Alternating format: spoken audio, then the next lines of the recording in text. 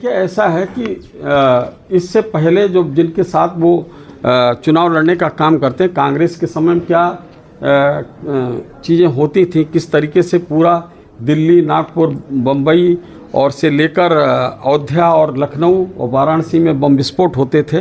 तमाम लोगों को पकड़ा तो जाता था, लेकिन उनको जेल में बैठ के बिरयानी खिलाने का काम करते थे। उनको एक एक करके सूली पर लटकाने का काम देश के प्रधानमंत्री माननीय नरेंद्र मोदी जी ने किया है।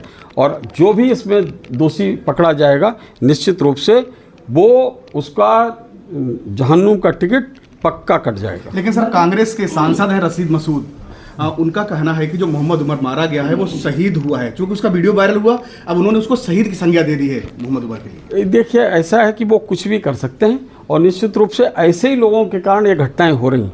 अगर इस प्रकार के लोग उनके संरक्षणकर्ता ना हो तो यहाँ पर एक भी घटना ना हो।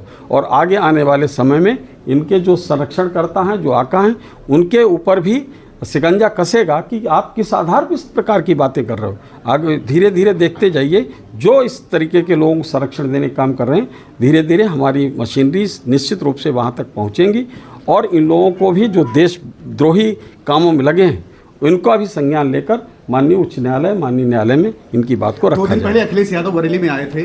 बरेली कलेक्टर को उन्होंने व्यक्तिगत तौर पर ट्रोल किया है उनके लिए कि भाजपा के एजेंट हैं। देखिए, ऐसा है कि उनके पास कुछ नहीं, वो संवैधानिक संस्थाओं को, वो माननीय अपने निर्वाचन आयोग को कहते हैं।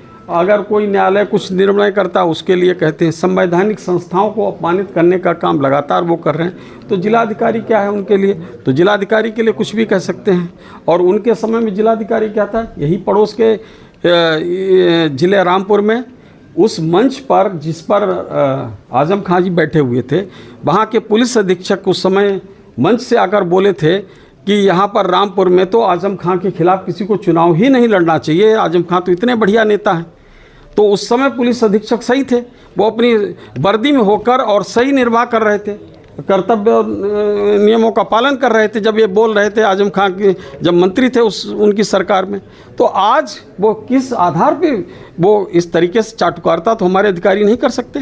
अधिकारियों को पूरी स्वतंत्रता है इस सरकार में कि जो निष्पक्ष काम होगा वो निष्पक्ष काम करेंगे और जिलाधिकारी यहाँ बरेली के निष्पक्षता से साथ काम कर रहे हैं। तो क्या मानते हैं कि ऐसी बयानबाजी से अखिलेशबाजी की नौकरशाही को दबाने की कोशिश की जा रही है, या जो लोग जो जिस तरीके से कोई और क्या है कि नौकरशाही को दबा नहीं सकते, पूरा इनको हर तरीके से विफल हैं।